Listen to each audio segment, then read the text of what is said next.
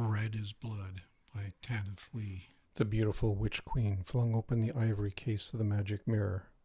Of dark gold the mirror was, dark gold like the hair of the witch queen that poured down her back. Dark gold the mirror was, and ancient as the 7 stunted black trees growing beyond the pale blue glass of the window. Speculum, speculum, said the witch queen to the magic mirror. Dei gratia. Volente Deo, audio. Mirror, said the witch queen, whom do you see? I see you, mistress, replied the mirror, and all in the land but one. Mirror, mirror, who is it you do not see? I do not see Bianca. The witch queen crossed herself. She shut the case of the mirror and, walking slowly to the window, looked out at the old trees through the panes of pale blue glass. 14 years ago another woman had stood at this window, but she was not like the witch queen. The woman had black hair that fell to her ankles. She had a crimson gown, the girdle worn high beneath her breasts, for she was far gone with child. And this woman had thrust open the glass casement on the winter garden, where the old trees crouched in the snow. Then, taking a sharp bone needle, she had thrust it into her finger and shaken 3 bright drops on the ground. "Let my daughter have," said the woman, "hair black as mine, black as the wood of these warped and arcane trees. Let her have skin like mine, white as the snow, and let her have my mouth, red as my blood." And the woman had smiled and licked at her finger. She had a crown on her head. It shone in the dusk like a star. She never came to the window before dusk. She did not like the day. She was the first queen, and she did not possess a mirror. The second queen, the witch queen, knew all of this. She knew how, in giving birth, the first queen had died. Her coffin had been carried into the cathedral, and masses had been said. There was an ugly rumor that a splash of holy water had fallen on the corpse, and the dead flesh had smoked. But the first queen had been reckoned unlucky for the kingdom. There had been a plague in the land since she came there, a wasting disease for which there was no cure. 7 years went by. The queen married the second queen, as unlike the first as frankincense to myrrh. "And this is my daughter," said the king to his second queen. There stood a little girl child, nearly 7 years of age. Her black hair hung to her ankles, her skin was white as snow, her mouth was red as blood, and she smiled with it. "Bianca," said the king, "you must love your new mother."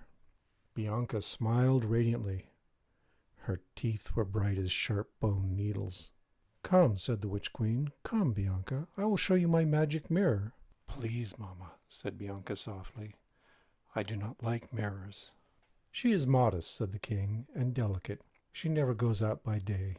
The sun distresses her." That night the witch queen opened the case of her mirror.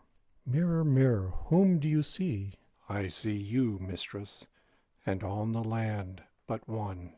"Mirror, mirror, who is it you do not see?" I do not see Bianca. The second queen gave Bianca a tiny crucifix of golden filigree. Bianca would not accept it.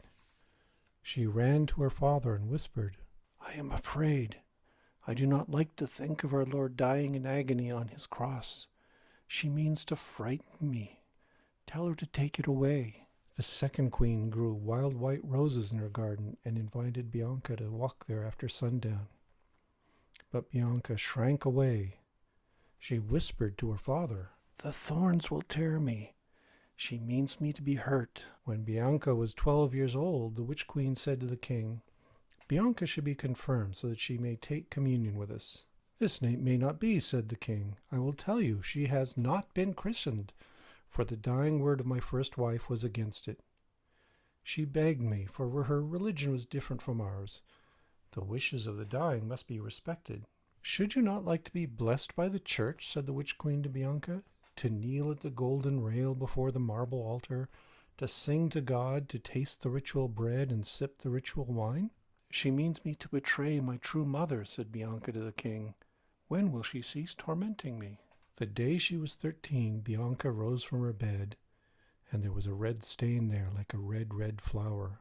"Now you are a woman," said her nurse. Yes, said Bianca. And she went to her true mother's jewel box, and out of it she took her mother's crown, and set it on her head. When she walked under the old black trees in the dusk, the crown shone like a star. The wasting sickness, which had left the land in peace for 13 years, suddenly began again, and there was no cure. The witch queen sat in a tall chair before a window of pale green and dark white glass, and in her hands she held a Bible bound in rosy silk. "Majesty," said the huntsman, bowing very low. He was a man 40 years old, strong and handsome, and wise in the hidden lore of the forests, the occult lore of the earth. He could kill, too, for it was his trade, without faltering. The slender, fragile deer he could kill, and the moon-winged birds, and the velvet hares with their sad, foreknowing eyes. He pitied them, but pitying, he killed them. Pity could not stop him. It was his trade. "Look in the garden," said the witch queen. The hunter looked through a dark white pane. The sun had sunk, and a maiden walked under a tree. "The Princess Bianca," said the huntsman. "What else?" asked the witch queen. The huntsman crossed himself. "By our Lord, madam, I will not say." "But you know." "Who does not?" "The king does not." "Nor he does." "Are you a brave man?" asked the witch queen. "In the summer I have hunted and slain boar. I have slaughtered wolves in winter." "But are you brave enough?" "If you command it, lady," said the huntsman, "I will try my best." The witch queen opened the Bible at a certain place, and out of it she drew a flat silver crucifix, which had been resting against the words, "Thou shalt not be afraid for the terror by night, nor for the pestilence that walketh in darkness." The huntsman kissed the crucifix and put it about his neck beneath his shirt. "Approach," said the witch queen, "and I will instruct you in what to say." Presently the huntsman entered the garden as the stars were burning up in the sky. He strode to where Bianca stood under a stunted dwarf tree, and he kneeled down. "Princess," he said, "pardon me, but I must give you an ill tiding." "Give them, then," said the girl, toying with the long stem of a wan, night-growing flower which she had plucked. "Your stepmother, the accursed jealous witch, means to have you slain. There is no help for it, but you must fly the palace this very night. If you permit, I will guide you to the forest. There are those who will care for you until it may be safe for you to return." Bianca watched him, but gently, trustingly. "I will go with you, then," she said. They went by a secret way out of the garden, through a passage under the ground, through a tangled orchard, by a broken road between great overgrown hedges. Night was a pulse of deep flickering blue when they came to the forest. The branches of the forest overlapped and intertwined, like leading in a window, and the sky gleamed dimly through panes of blue-colored glass. "I am weary," sighed Bianca. "May I rest a moment?" "By all means," said the huntsman. "In the clearing there, foxes come to play at night. Look in that direction, and you will see them." "How clever you are," said Bianca, "and how handsome." She sat on the turf and gazed at the clearing. The huntsman drew his knife silently and concealed it in the folds of his cloak. He stood above the maiden. "What are you whispering?" demanded the huntsman, laying his hand on her wood-black hair. "Only a rhyme my mother taught me." The huntsman seized her by the hair and swung her about so her white throat was before him, stretched ready for the knife. But he did not strike, for there in his hand he felt he held the dark golden locks of the witch queen, and her face laughed up at him, and she flung her arms about him, laughing. "Good man, sweet man, it was only a test of you. Am I not a witch? And do you not love me?" The huntsman trembled, for he did love her, and she was pressed so close her heart seemed to beat within his own body. "Put away the knife. Throw away the silly crucifix. We have no need of these things. The king is not one half the man you are." And the huntsman obeyed her, throwing the knife and the crucifix far off among the roots of the trees. He gripped her to him, and she buried her face in his neck, and the pain of her kiss was the last thing he felt in this world. The sky was black now. The forest was blacker. No foxes played in the clearing. The moon rose and made white lace through the boughs, and through the backs of the huntsman's empty eyes. Bianca wiped her mouth on a dead flower. "7 asleep, 7 awake," said Bianca. "Wood to wood, blood to blood, 3 to me." There came a sound like 7 huge rendings, distant by the length of several trees, a broken road, an orchard, an underground passage. Then a sound like 7 huge single footfalls, nearer and nearer. Hop, hop, hop, hop, hop, hop, hop. In the orchard, 7 black shudderings. On the broken road between the high hedges, 7 black creepings. Brush crackled, branches snapped. Through the forest into the clearing pushed 7 warped, misshapen, hunched-over, stunted things.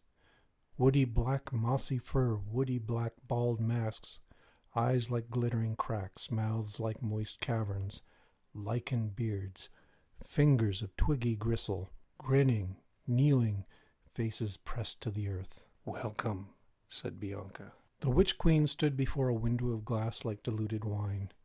She looked at the magic mirror. "Mirror, whom do you see?" "I see you, mistress. I see a man in the forest. He went hunting, but not for deer. His eyes are open, but he is dead. I see all in the land but one." The witch queen pressed her palms to her ears. Outside the window the garden lay, empty of its 7 black and stunted dwarf trees. "Bianca," said the queen. The windows had been draped and gave no light. The light spilled from a shallow vessel, light in a sheaf like a pastel wheat. It glowed upon 4 swords that pointed east and west, that pointed north and south. 4 winds had burst through the chamber, and the gray-silver powders of time. The hands of the witch queen floated like folded leaves on the air, and through the dry lips the witch queen chanted, "Pater omnipotens, militare dignaris sanctum angelum tuum de infernus." The light faded and grew brighter. There, between the hills of the 4 swords, stood the angel Lucifer, somberly gilded, his face in shadow, his golden wings spread and glazing at his back. "Since you have called me, I know your desire. It is a comfortless wish. You ask for pain. You speak of pain, Lord Lucifer, who suffer the most merciless pain of all, worse than the nails in the feet and wrists, worse than the thorns in the bitter cup and the blade in the side, to be called upon for evil's sake, which I do not, comprehending your true nature, Son of God, brother of the Son. You recognize me then. I will grant you what you ask." And Lucifer, by some named Satan, Rex Mundi, but nevertheless the left hand, the sinister hand of God's design, wrenched lightning from the ether and cast it at the witch queen. It caught her in the breast. She fell. The sheaf of light towered and lit the golden eyes of the angel, which were terrible, yet luminous with compassion, as the swords shattered and he vanished. The witch queen pulled herself from the floor of the chamber, no longer beautiful, a withered, slobbering hag. Into the core of the forest, even at noon, the sun never shone. Flowers propagated in the grass, but they were colorless. Above, the black-green roof hung down nets of thick green twilight, through which albino butterflies and moths feverishly drizzled. The trunks of the trees were smooth as the stalks of underwater weeds.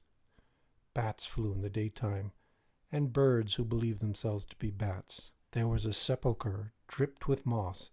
The bones had rolled around the feet of 7 twisted dwarf trees.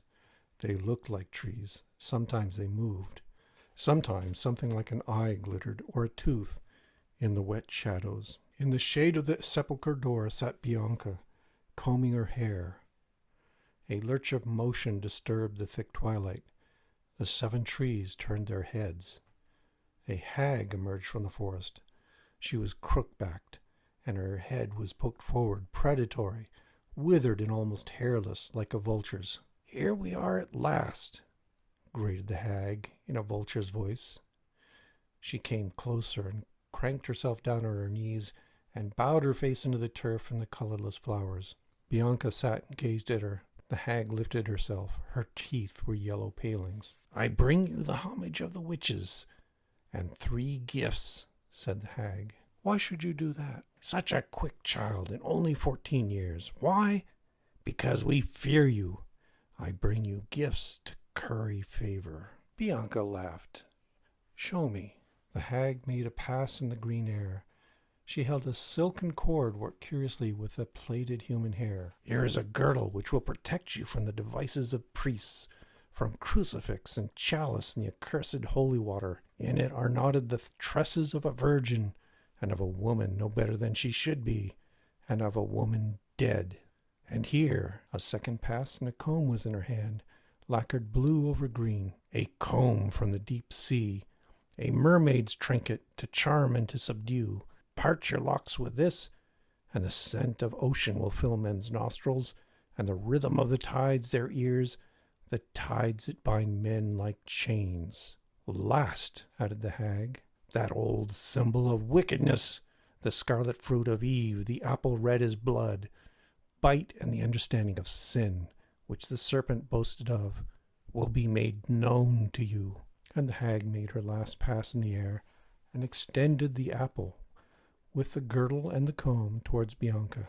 Bianca glanced at the 7 stunted trees. I like her gifts, but I do not quite trust her.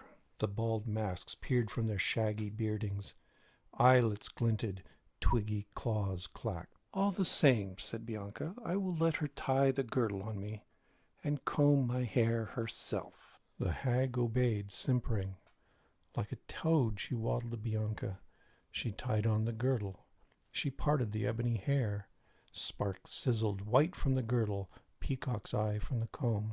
And now, hag, take a little bitty bite of the apple. It will be my pride, said the hag, to tell my sisters I shared this fruit with you.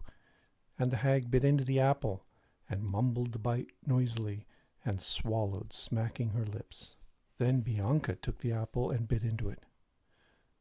Bianca screamed and choked. She jumped to her feet. Her hair whirled about her like a storm cloud. Her face turned blue, then slate, then white again. She lay on the pallid flowers, neither stirring nor breathing. The 7 dwarf trees rattled their limbs and their bare, shaggy heads to no avail. Without Bianca's art, they could not hop. They strained their claws and ripped at the hag's sparse hair and her mantle. She fled between them. She fled into the sunlit acres of the forest, along the broken road, through orchard, into a hidden passage. The hag re-entered the palace by the hidden way, and the queen's chamber by a hidden stair. She was bent almost double. She held her ribs. With one skinny hand she opened the ivory case of the magic mirror. Speculum, speculum, Dei gratia. Whom do you see?